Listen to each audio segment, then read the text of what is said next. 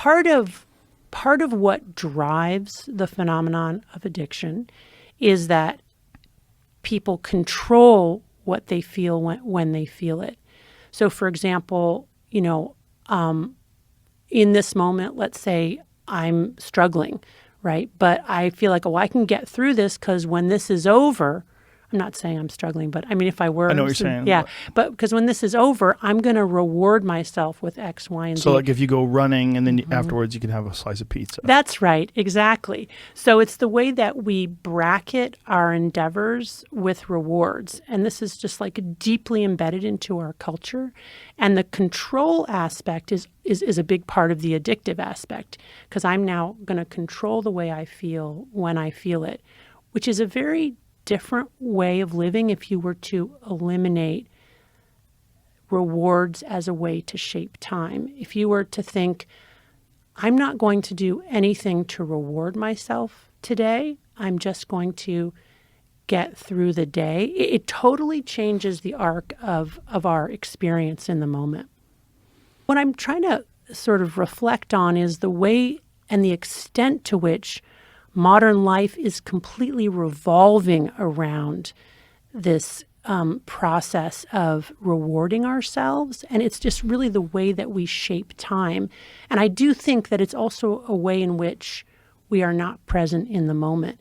Because actually to be present in the moment is mostly unsatisfactory and unpleasant. Is that good? To be unsatisfactory and unpleasant? You're painting a very gray world. I'm getting sad. I know this. My message is stay great in the moment. Right. It's not a dark message. It's really not. Although it's a hard sell. Well, let me see how I can put this differently. For a long time, I think this idea of using rewards to kind of shape your day can work, but eventually, it tends to stop working, because whatever we do that's rewarding, we develop tolerance to. We need more and more of it, a more potent effect. Couldn't you just shift the reward? Sure, and people do it all the time, but there's cross addiction. So ultimately, that new reward will only work for so long, or we'll get addicted to the new reward. So I think that there's a better, harder solution that is about not using rewards as a way to shape time, but instead letting our experience unfold with uncertainty and embracing that uncertainty. I don't know if I'm communicating this, but you can let me know if it makes no sense.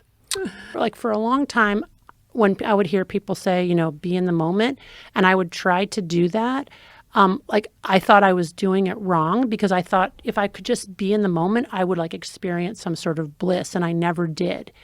But what I eventually realized is that being in the moment means tolerating the distress of just fully being in the moment, right?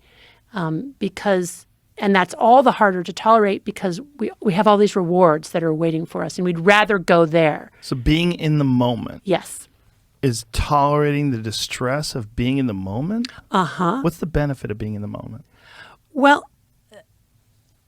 the benefit of being in the moment, for me, once I acknowledge that I'm not necessarily going to feel good, is that I can really be present and then open to positive experiences that are not of my own making.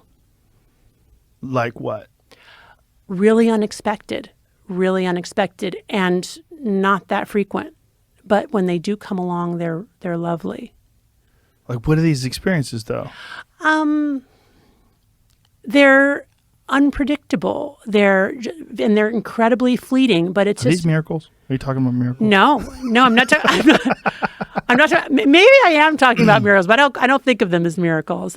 I mean, let me ask you this. Okay. What are some of the happiest moments that you've had in your life, or just think of one of the where were you and what were you doing?